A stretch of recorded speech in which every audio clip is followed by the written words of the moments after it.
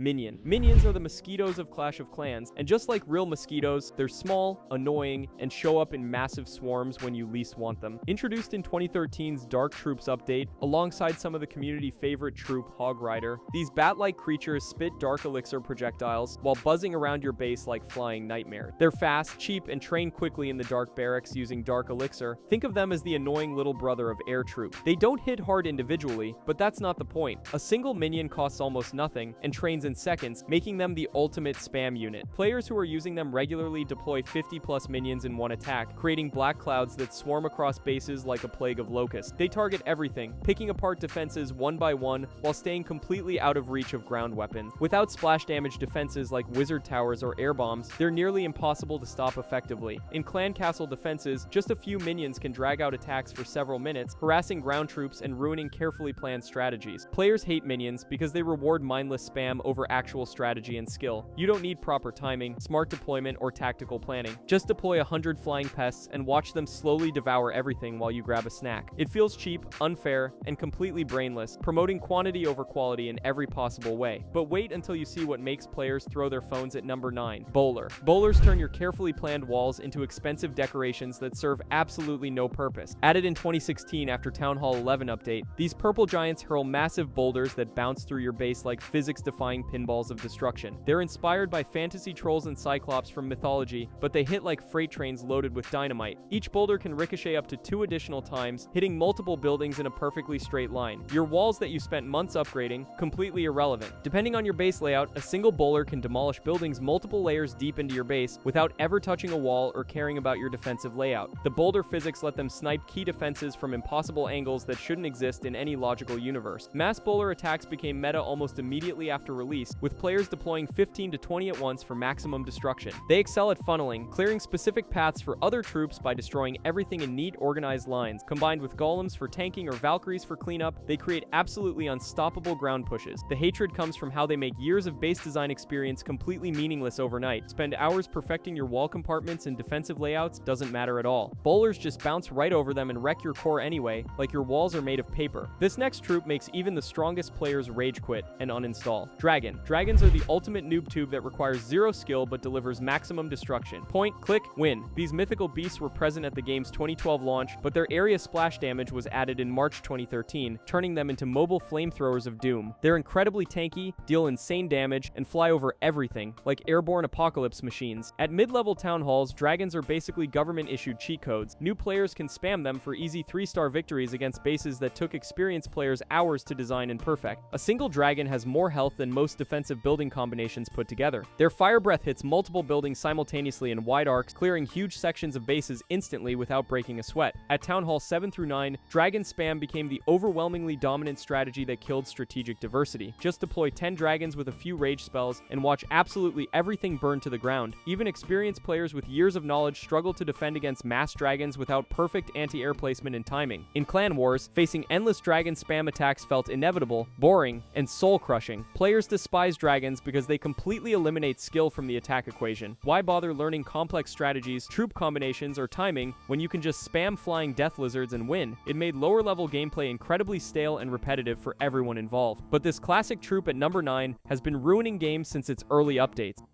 Witches turn organized battles into chaotic zombie apocalypses that never end. Added on July 29, 2013, these dark sorceresses summon endless waves of skeletons while blasting enemies from a safe range with magical attack. She's basically a mobile graveyard with attitude, constantly spawning undead minions to distract defenses and create absolute chaos. The skeletons act as expendable meat shields while the witch safely picks off buildings from behind her army of the dead. It's necromancy at its most strategically annoying. Each witch continuously spawns skeletons throughout the entire duration of battle, creating an ever-growing undead army. The skeletons completely overwhelm single-target defenses like cannons and archer towers, creating confusion and tactical nightmares for defenders. In clan castles, a single defensive witch can drag out attacks for several minutes as she keeps summoning wave after wave of skeletal reinforcements. Mass witch attacks became incredibly popular for their sheer overwhelming power through numbers. Imagine 8 witches simultaneously spawning 50+ skeletons, creating absolute pandemonium across your base. The hatred stems from how witches transform carefully organized attacks attacks into messy, uncontrollable chaos. Your perfectly timed assault with precise troop deployment gets completely derailed by an ever-growing army of skeletons that just won't stop coming no matter what you do. The next troop literally freezes your entire strategy in place. Ice Golem. Ice Golems are walking freeze traps that completely ruin perfectly timed attacks with surgical precision. Introduced in 2018's Town Hall 12 update, these frosty tanks absorb massive amounts of damage while slowly trudging toward defenses like unstoppable ice mountains. They look harmless enough at first glance, just chunky ice elementals